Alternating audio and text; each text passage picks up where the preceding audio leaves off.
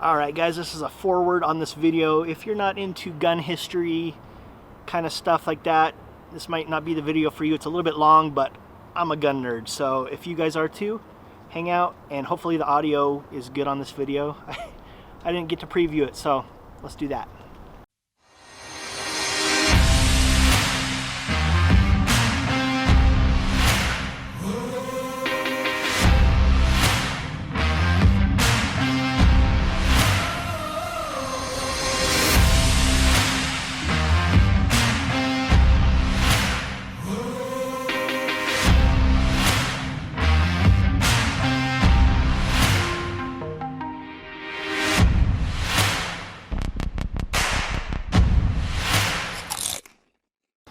What's up guys, it's Nacho.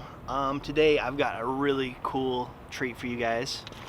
So this building back here is the original John Browning workshop, and it just so happens to be next to where I work, and I've been meaning to go take you guys on a tour of that, but I just haven't got around to it. But today they're having an open house of the building, so we're gonna go check it out. And was finished in 1911. And you might ask yourself, you know, if you walked through that front door in 1911, what did you see? It wasn't manufacturing, it wasn't construction of prototypes or anything like that. This was a sporting goods store. So you walked through the front door, it was Browning Brothers Company, and it was sporting goods. So you bought fishing, guns, camping. Eventually they would sell cameras and radios. The first radio station in Ogden was on the second floor. The Brownings were into a lot of things, but retail until, and I don't know the exact year, somebody might, but then they got out of retail, sold all the retail business to a family called Armstrong, and if you grew up in Ogden, you know Armstrong Sporting Goods. That's when they stopped that. And then Larry Latham bought this from John Browning and turned it into a disco. This Larry right here. That's not the true part of the story. Plumes, you need to duck when you come up here. You're a little tall. Being the run of the litter, I don't save me some. These guys are twins, and we're going to have a contest who's the best looking. But Shucks, I've got the decks a little bit stacked. My wife's here, so he's one more vote than he does. Anyway, sporting goods downstairs, and now we're going to go upstairs where the gun shop is. So follow me. So if we start right here, we're going to look at these three faces, and in the center, I would suppose the guy who started it all, his name is Jonathan Browning. He was born in 1805. He, as you can imagine, grew up as a young man, didn't have a Nintendo. So what excited a young man back in the early 1800s was shooting. And he was very interested in guns, and at the age of ability, he offered to a gunsmith to work for free if the gunsmith would teach him how to make guns. And he became a very successful gunsmith.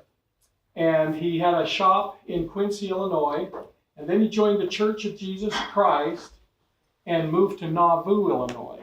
How many of you have been to Nauvoo, Illinois? If you've been there, well, let's see. We've got to just show the pictures. Twyla's come prepared here. She will also be grading all of you with questions after. So this is the gun shop in Nauvoo, Illinois. It is beautifully restored if you've not been, and so at some point, hopefully you get to see it. But that was built by Jonathan Browning. Tell me.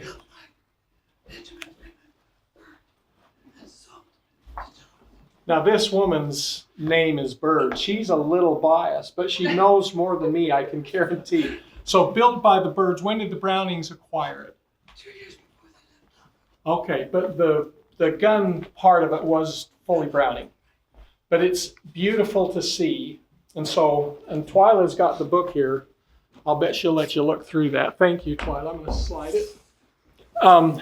In 1853 is when John was able to come across the plains to the Salt Lake Valley. And prior to that, he was helping to outfit wagons coming west. But he arrived in the valley in 1853 and came to Ogden, Utah. In 1855, he had a son named John Moses Browning, whose picture you can see through the door is right on the right, and another brother, Matthew Sandifer Browning. And so at that point, John is not able to continue gunsmithing very much because he's helping, among other things, to make bricks for homes and other kinds of construction. And he says to the sons, you've got to keep the gunsmith part of our lives going. And he sells his tools and everything he has related to his gun shop for $500 to Matt and John. And they start what you can see is originally J.M. Browning, because he's the oldest, and that's what older brothers do. This is my younger brother right here with all the hair. So it would have been J.M. Alvey, because I have those same initials. Do you know what the middle initial in my name stands for? Mine? It stands for, and this is truth, because I don't speak things that aren't true, it stands for manly. My grandfather was. But anyway, J.M. Browning and brother would eventually become Browning brothers because a number of half-brothers became involved. Jonathan was a polygamist. We do have a sign-up sheet for that in the gun shop. How many of you are getting the jokes? In any instance, I want to take you to a picture where that original, that's a replica, but where that original misspelled ammunition sign originated. And that's going to come back here. And this is the gun shop in this building, which we're going to walk into. I can tell you this picture was not taken before 1926 because that little poster there says Forever After. That was a silent film by Lloyd Hughes, the president of the Union Station Museum, and they knew this room didn't look right, and he asked Pete Philakis, the owner, if he could put a hole in the wall to see what was back there, and Pete said okay, and that's when they discovered the workbench and the remaining tools. They got permission from Pete Philakis to put them in the museum, lowered everything out the front windows, which were big enough so that they could take them, and now when you go to the Union Station Museum and see that little replica of the shop, this is where all that stuff came from. So we'll come in here.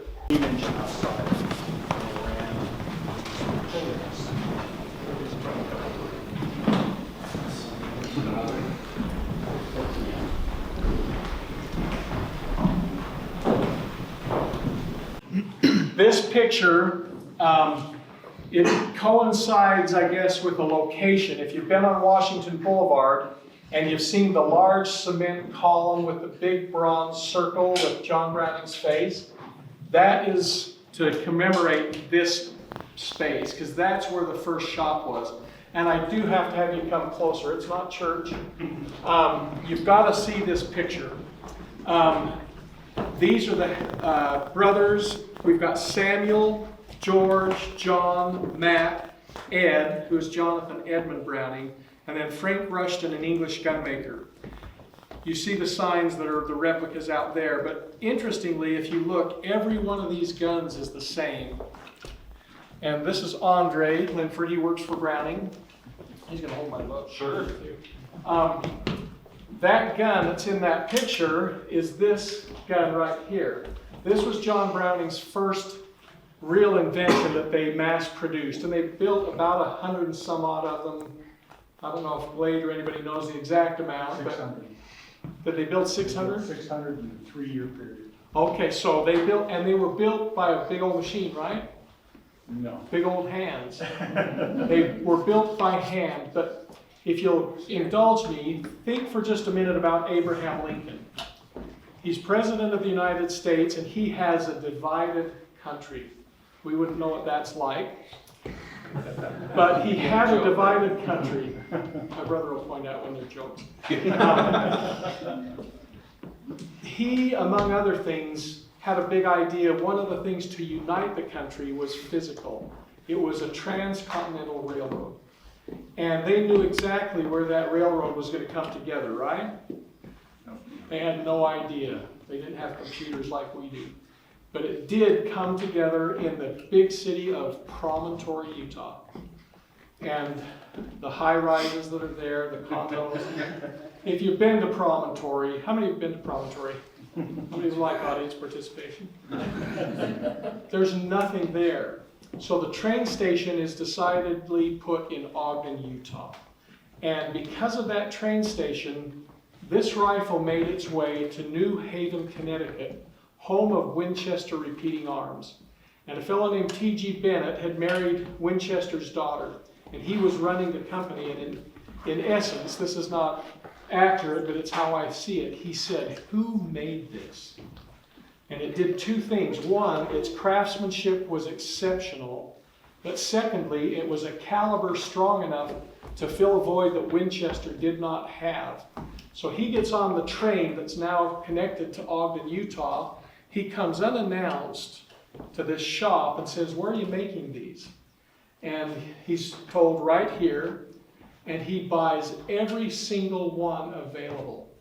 And then he sits down with Matt and John because his desire is to put Winchester on this gun. And so they're negotiating, and John says $10,000. Somebody asked John, why $10,000? And his response, it was the biggest number I could think of. In 1883, it was the biggest number he could think of. They agreed on $8,000, which would be just a bit less in our money of $250,000. And this became the Winchester Model 1885. You can hold that if you like, see how heavy it is. This is Abe Hunsaker. Any of you guys related to Abraham Hunsaker? This is Abraham Hunsaker. You are. That's his dad, not near as good looking. But you can see the weight of that. I want to tell you about another gun, and Andre's going to tell you a little bit about that. He's going to grab it, and we're going to move to the picture that Steve's in front of right there. While Andre's getting that, this is Ogden Canyon, and probably 1906-ish. This is the Scowcroft family of Ogden. If you've heard of Shute Williams Candy, this is the Shute family. This is Mariner Adams Browning, and Talitha Browning, and some Brownings in this car. And this is Archie Bigelow, the Bigelow Hotel, and some of his family. I'm going to ask this man, this handsome man over here, is it Oxel? Come this way. I don't know who's in the last car on the left. Can you look and see if you can tell me? What was the year on that again? Was that you? He might not know because he was born in Germany. Hello. Hey, let's have his wife come forward. This is Tricia. Who is that? Yes. Really? Say it loud. You were right. Roosevelt. That's Theodore Roosevelt. He's just kind of hanging with the Brownings and the Scowcrofts and Shutes. But I'm going to have Andre tell you a little bit about Theodore Roosevelt's favorite gun. So this right here, not the same caliber, but as many of you know, Teddy Roosevelt was an avid hunter. He hunted thousands of big game in his life, took many safaris overseas, and he always brought one rifle. And he named that rifle. Does anyone know what he named that rifle? It's called Big Medicine because of the caliber it fires, .405 Winchester. And that rifle was the 1895 Winchester, designed by John Moses Browning. And it is the first lever action rifle that could ever use pointed tip bullets because it was the first lever action rifle that fed from a magazine. So it allowed you to use full length pointed bullets, which were favored by hunters. And that's why Teddy Roosevelt loved this rifle. The thing that's kind of interesting, this rifle Andre had dated for me is from 1914. And somebody even said, I don't know if it's even ever been fired. But kind of a neat rifle. Andre brought a couple of others. I'm going to have him show them to you because one of them, especially the shotgun, I'm going to have him tell you about. They're all Browning designs. One that I'll bet most of you have never seen. Okay. Well, I'll start with the one that everyone probably has seen. That one is this one here. This is the Browning Automatic 5 or Auto 5. The reason it's called the Automatic 5 is because it held 4 2 5/8, I believe at the time, 2 5/8 inch shells and 1 in the chamber, 5 shells, automatic 5. First inertia driven recoil system, And if you can see, the way it worked is it utilizes the recoil from that shell going off to cycle the action. And you can manually do that by grabbing up here and pulling down. The whole barrel reciprocates and will cycle that action using the inertia of that shell going off. So that's the most popular shotgun that Browning's ever designed. It's got a pretty unique humpback receiver, and that's an identifying feature of the Auto 5. Later sold to Remington to produce the Model 11. But this one in particular, this was loaned to me by a gentleman I work with. He found it here in a pawn shop in Ogden, and it happens to be a shotgun that was sold to Jonathan Browning for one of his relatives. Low serial number, I think this one's dated in 1932. So, One of the things about this automatic shotgun, it was around this time period that Winchester and Browning parted ways. And although I don't know all the details, it was really over money. And Browning had been selling, as they did the very first gun, a license for one price, and then Winchester just owned it.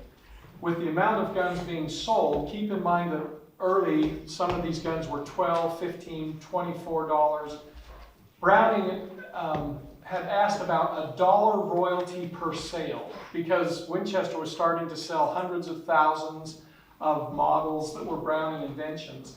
Winchester said, nope, we want to make it just one price, and even though they started to venture into the royalty thought, that is where they just couldn't come together and they parted ways. That, to me, was probably the worst decision Winchester ever made. But they parted ways, and Browning went looking for a new manufacturer. He went to, I don't know how you get that other shotgun. He went to Remington, and the president of Remington died before they could negotiate. But in Herstal, Belgium, Fabrique Nationale saw the opportunity, met with Browning, and almost immediately they started to say, let's manufacture your inventions. Today, Fabrique Nationale owns Browning. Fabrique Nationale owns Winchester. This is an interesting gun you've maybe never seen. how many people have seen Terminator? You know the shotgun he flips around?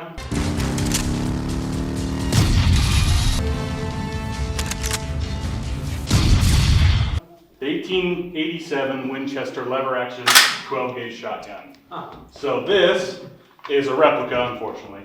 This is a replica of the 1887 that I use personally for cowboy action shooting. So it's rough and tumble, it's been used a lot. But this was another John Moses Browning design. And a fun story about this one is when John Moses went on his LDS mission to Georgia, he walked into a gun store with his companion, pulled it off the shelf, and started working and started taking a look at it, see what Winchester had done. And the gun store owner was, boy, you handle that pretty well, don't you? And his companion said, well, yeah, you should, he invented it. And so the gun store owner took it back, obviously didn't believe it, put it on the shelf and told him to get out. But that's a fun story about this shotgun. Another fun fact about this shotgun is the capacity. It is 5 shells in the tube, 1 in the carrier, and 1 in the chamber. So this is a 7-round capacity shotgun, which at the time was phenomenal. That's more shells than you could get in any other kind of gun. At the time of a double barrel coach gun, this would give you quite the advantage. So that's my favorite Winchester design, or John Browning design made by Winchester. And I'll let y'all handle it. As imagine for a minute, Browning being a shooter, he frequently went into the foothills of Ogden with friends, with his shooting team, and they would practice. And at one point, Browning was watching the grass in front of a gun. And every time that gun went off, the grass would move like this and then come back. And in his brain, his inventive brain, he was thinking, if I could harness that energy at the end of the barrel with like a little door, which ended up having a little hole in it, it would push that door open on a hinge, and I could attach a rod that would push back, and I could cock my gun. And then with a spring, I could load the next shell of a repeating rifle. And I don't know whether Browning was being lazy or just inventive, but it was then that he started thinking auto-loading rifle. And he came back almost immediately to the shop, and they built a prototype, which I believe the prototype is at the Union Station Museum now. Flapper. Yeah, the flapper. Not to be confused. How many of you got that joke? But here's the importance of this story. The machine gun is developed. The letter on the wall back there is a letter in 1892, Colt Manufacturing, saying, hey, we've been working on this machine gun and we think we got it working. Are you interested? In November of 1890, by World War II, Colt would be building the Colt Browning 50 caliber machine gun. And so they didn't really know what they were starting. But if you go back to 1939 is when Adolf Hitler has marched across Western Europe and he's taken basically every nation at that point, and figuratively, I imagine he's dipping his toe in the English Channel. And he's thinking, the British have the largest navy in the world. I'm not going in the water. We're going in the air. And the Luftwaffe under Hermann Göring is now going to bomb Great Britain into submission. They don't know completely that Browning has gotten together with the British. And the Supermarine Spitfire, which as a kid I thought was the coolest plane in the world, the P-51 Mustang and the Supermarine Spitfire were heavy engine prop fighters, and they were really cool. But Browning put 4 30 caliber machine guns, not this model, but the 1919 version, in one wing and 4 in the other wing. And also they mounted Browning machine guns in the Hawker Hurricanes. And before it was over, 1,700 German planes would be shot down. And Hitler lost his appetite to conquer Great Britain and turned towards the Soviet Union. Göring is quoted as saying, if we'd have had the Browning machine gun, we would not have lost the Battle of Britain. So the men in this room, in my view, changed the course of world history. That was a significant stopping of the advances of Hitler. One of the unsung heroes that you heard a little bit about was Ed. And so if you turn around to this picture, this is Ed Browning. His full name is Jonathan Edmund Browning. The picture's taken in 1938. Ed would be dead in 1939. If you look closely, right about where Glade Hall is standing is where Ed was standing in this picture. You can see this brick column here, and you can see the windows. But Ed built the prototype guns.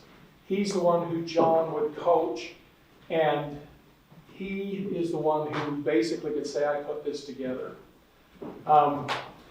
Interestingly, if you're from Ogden, there was a Frank M. Browning National Guard Armory. Frank M. Browning was Ed's son, and Frank would start the Bank of Utah. And yesterday, Frank Browning, the chairman of the board of Bank of Utah, and his brother John Browning were on our tour. And so I took a picture and said, this is truly Browning brothers, because they were brothers and they were in front of the building. But Ed should get a great deal of the credit. The picture at the very end is a pretty epic picture. Does anybody know where that picture is? It's the 4Bs. Where are they? Yes, they're Yellowstone. And Theodore Roosevelt was big as far as it has to do with national parks, but Yellowstone did not have an Old Faithful Lodge at this point, didn't have a street with a place to show your pass. It was the Wild West. And I'm sure that the Browning team, the 4Bs, had been on a shooting competition in Montana and said, let's go check this place out. So they've got their modern cowboy hats and their modern cowboy boots there sitting beside of a hot pot in Yellowstone. Anyway, any questions about any of that? That's kind of what we wanted to show you. And don't know all the facts, but we know a little bit more. There's people here who probably do. But any questions that you've got about Browning or firearms?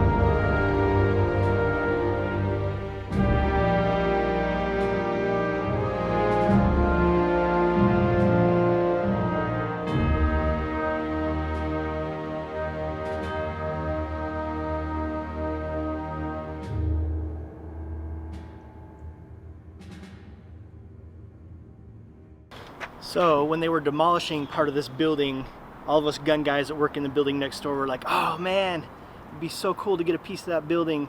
And somebody picked up all the bricks and we never got to see them again. But during this tour, they said, hey, we have a few bricks left from the building. And they put them on a really cool plaque, and they're selling these. Well, they were selling these. And it comes with a certificate of authenticity. So I grabbed the last brick they had. I'm kind of a gun history nerd, and things like this are really sentimental to me, so I had to get one. Luckily, I got the last one. So, but yeah, the guy that was giving the tour is my friend Jim Alvey.